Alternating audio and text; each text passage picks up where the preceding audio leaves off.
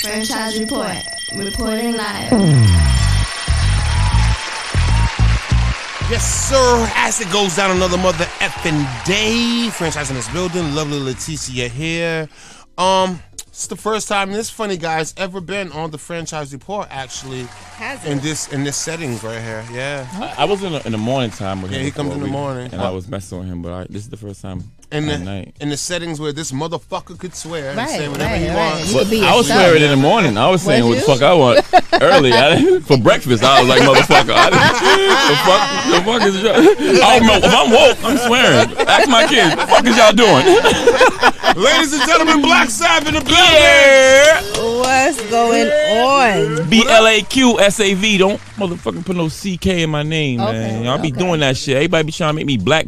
I'm just black with a Q. That's a sexy First of shit. all, nobody's trying to make you black. Okay, don't start. Don't already start, man. Don't start. Tell them your black is sexy. Tell them your black is she knows. the black See, of the I ain't berry. even gotta introduce the chocolate. She knows what's Black going of on, the berry, the nigga. sweet of the juice. That's right. Is this the first time you ever met him? This is the first. Yes. Okay, yes, so I'll it let is. you have this. I've known him for like 25 years. So I'll let you have this. Okay. To meet so- you. She's beautiful too, and she's chocolate. Thank too. you. See Thank that? you. I appreciate It's it. an amazing thing. I'm glad I'm sitting next to her, not one of you clear motherfuckers. You know what I'm saying? Anyways, go ahead, man. Go ahead. Call them One of them hybrid motherfuckers. Yellow, you know? yellow. Chest them is like a yellow chicken ones. patty. I don't want to sit next to none of them niggas. Move your arm out the way real quick. And then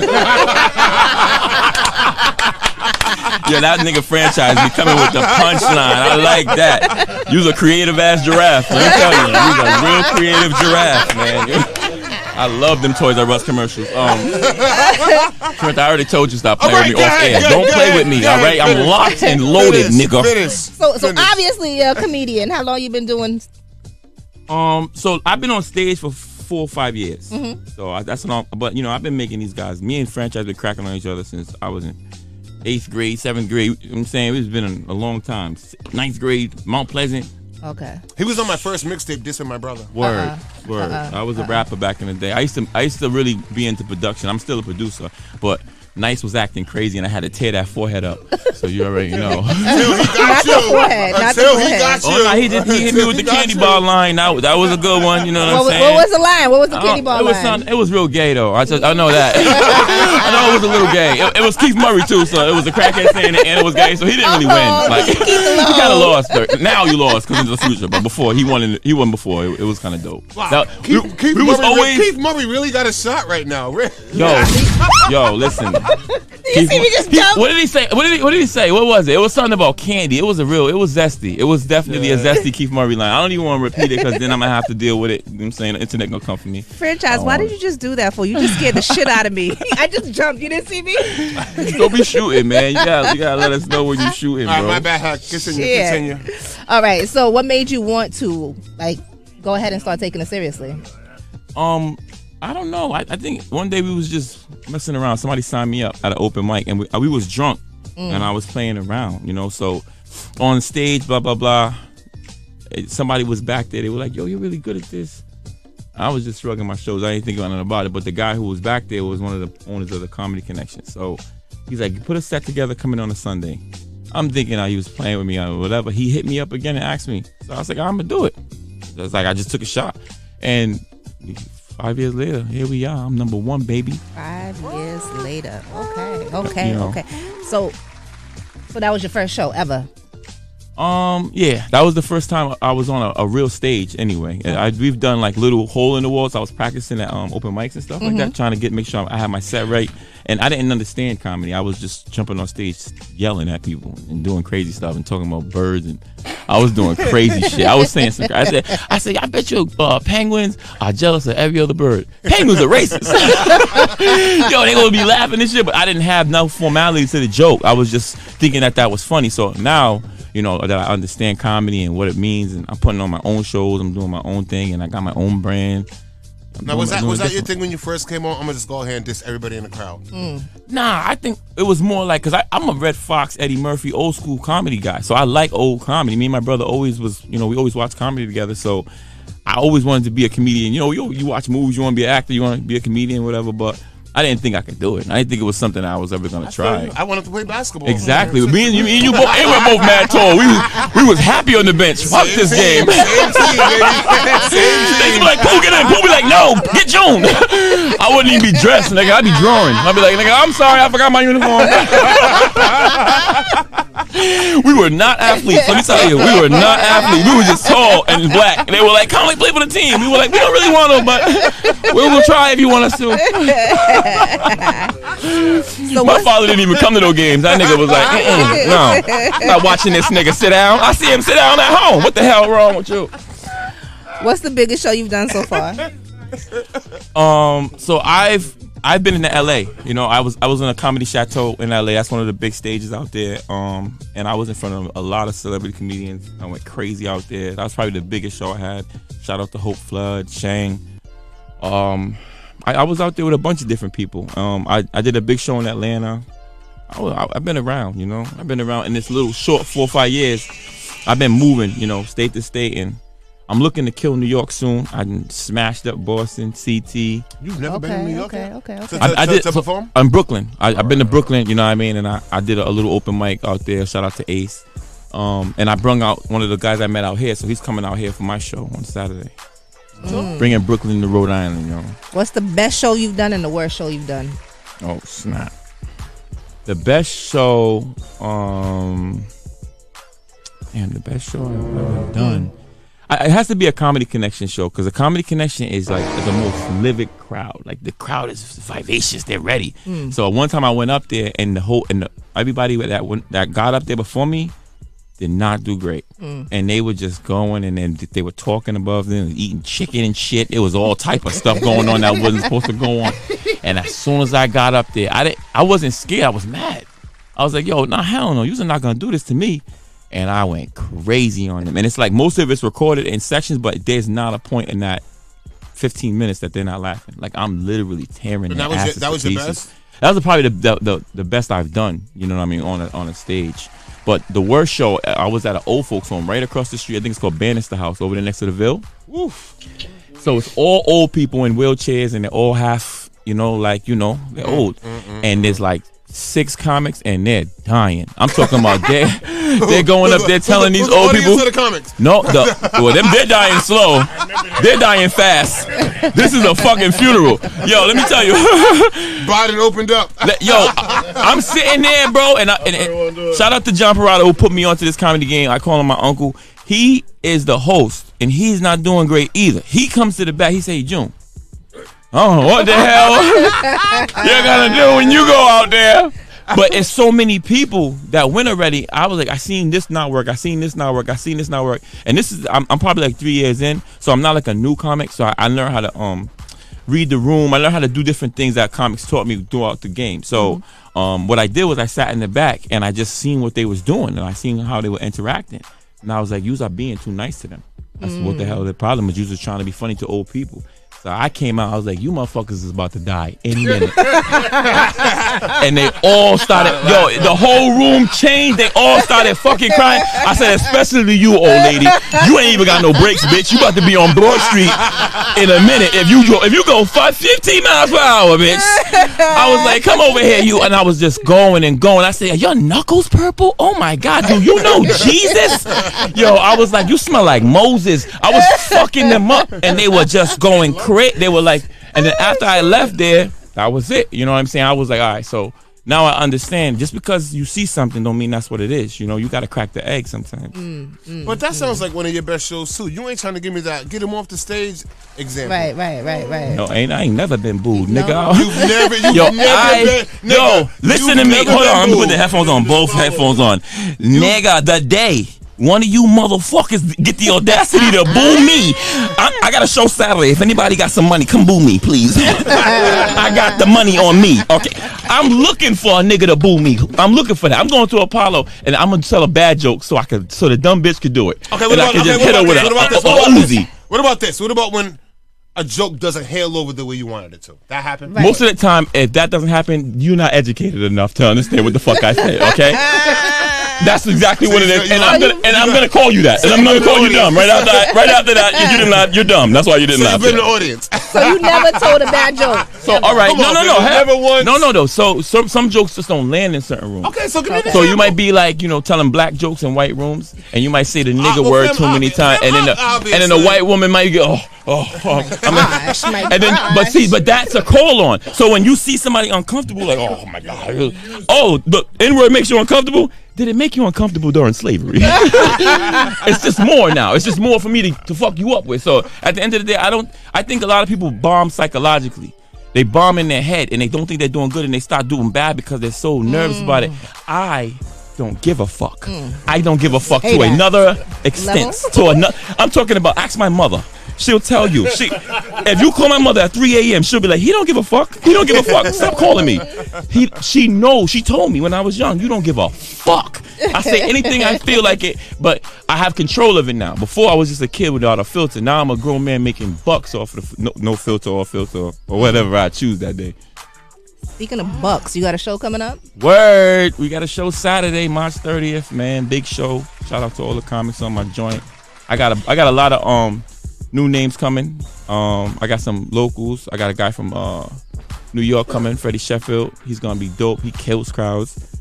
My man Key Dollar coming from CT. He's bringing his homeboy. Okay. So I got some heavy hitters. I got this white dude named Stevie. He's crazy. And it's gonna, like, his comedy is not hip hop. It's not of what I'm bringing. So me bringing him is just gonna. Is it dry humor? It's fucking crazy. He says crazy stuff that he's not supposed to say to black people, and that's why I'm bringing him. I'm gonna walk him out to his car after. But after I pay him, he's getting an escort because that little nigga, he's mad little too, and he's just like, he's a comic though. He's a comic. No matter what room he's in, I seen him perform his set, and I love it. So I'm putting some money in his pocket, but there's a lot coming. You know what I mean? This show's gonna be one of the first of many crazy ones coming. Okay. You got Eddie in April coming up? I think I might have one for you in April. Let me see. What do I have in April? You about to make me pull out the calendar, huh? So I know so you knitted it together. Pull the calendar out. Well, I know I got the Bliss Awards coming up. That's gonna be pretty big because it's a good set. I have the Motif Awards coming up. I'm on stage there too. What else we got? Trying to think. I'm booked out of state somewhere, but I'm just trying to figure out which one it is. I don't want to lie and be like, I'm over going to California, and I ain't going. But I'm booked out of state somewhere in April as well. So I got a couple of things that's lined up, and I try not to overbook myself. I try not to do these chicken fried shows, like $50 same fried show. Just too much. I was gonna ask, did you do Slaves? Have you ever done Slaves? I had smoked Slaves. Shout out to Jonathan Gates and other people who had Slaves. They know BlaqSav over there, nigga. I got a bunch of clips on my page from Slaves. I got the Uzi in there because I don't even come in there being nice. Them niggas is Boston people was rude as a motherfucker. You understand me? They come in there with leather coats on in June. You niggas is from hell, nigga. You nigga came hot. How you come hot, nigga? No leather coats in June. Everybody look like Bobby Brown. Why the fuck y'all all look like Bobby Brown in here? What the hell? They got Bobby before the crack, Bobby after the crack, Bobby during the crack. I'm like, this is a Bobby Brown party. I don't like this shit. All right, get out now. I be in there tearing their ass up. Auntie that was sitting at the door, bro. As soon as I walk in, she just start laughing, bro. Oh my goodness. And I leave because I know them niggas be mad at the shit I be saying in there. I'm like, your gums are black, nigga. You spit motherfucker Fonto.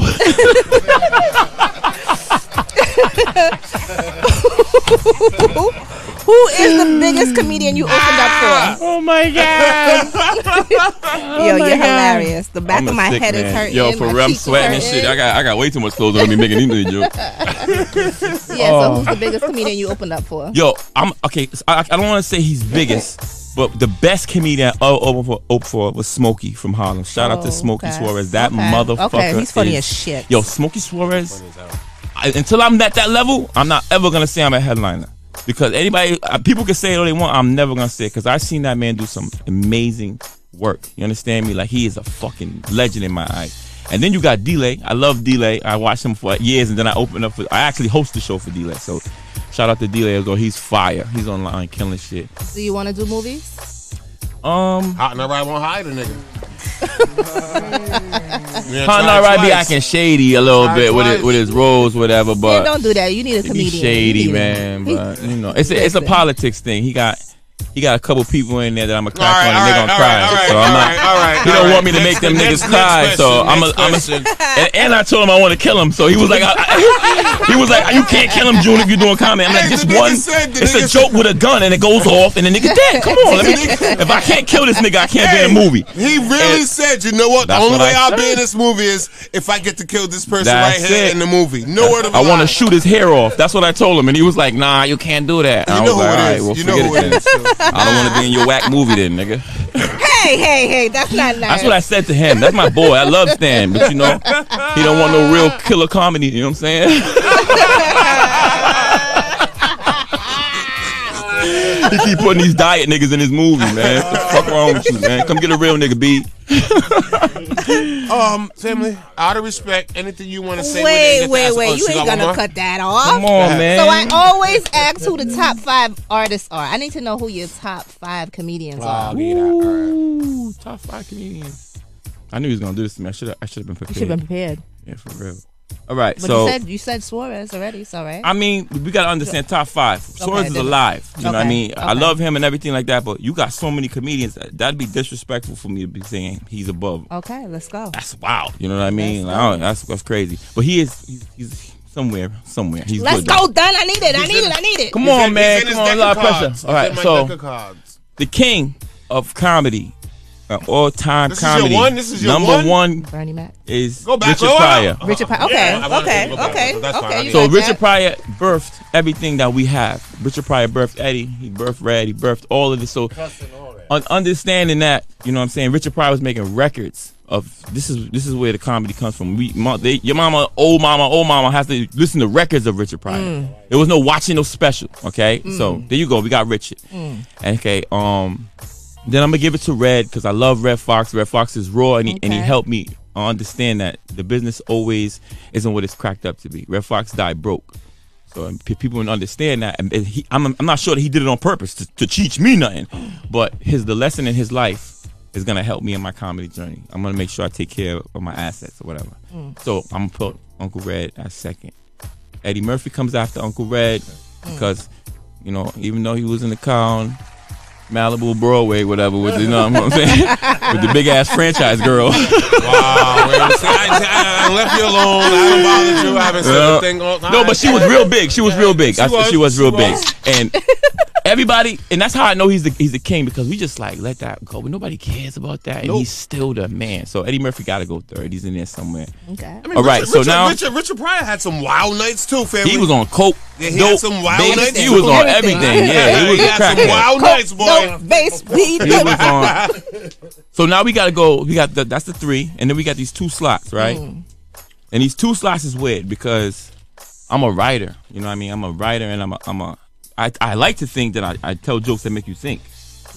So I would like to say Seinfeld's in there. I don't know if he's 4 or 5, but Seinfeld's definitely a comedic genius. If you understand his life journey, you may not watch that show, whatever, but he's been writing for a lot of different things, and he's just the way he does things is just I admire it. You know what I mean? And it's not too many on that time. Family, they pay him $1 million per rewind on TBS. He's a funny motherfucker. You understand? Like he's a funny motherfucker. And it's not him. It's not him. That's a white man. But his pen is nasty. His pen is nasty. So again, his journey, me understanding that.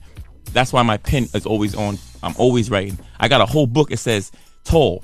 So when he fucking starts cracking on me, I just go. Close my eyes and just go to tall. If you any level I want, you want to go to.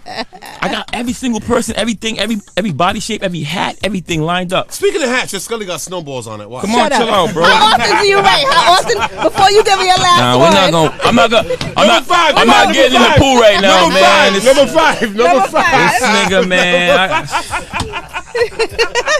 And you know what? No matter how many times you hit this nigga, he's gonna keep coming at you, bro. Before you could give me your number 5. Number 5, drum roll. Here we go. Wait. Before he gives me his number 5, I want you to. Can you tell me how often do you write and what inspires you to write? Like, and what do you do? Do you drink? Do you smoke? Like, nah, I don't. None of that. I got kids and stuff, so I when I smoke and drink, it's I'm outside or whatever. You still smoke? Hell yeah. So at the end of the day, I think writing isn't a time or a frame. It's every day. It's all the time. You know what I mean? I work at a school with kids. I have kids. I'm at home all day, so I have to kind of like pull energy from the kids a lot of times. A lot of the jokes I write, the kid said something crazy and I just flipped it into an adult situation, or it's just a real situation.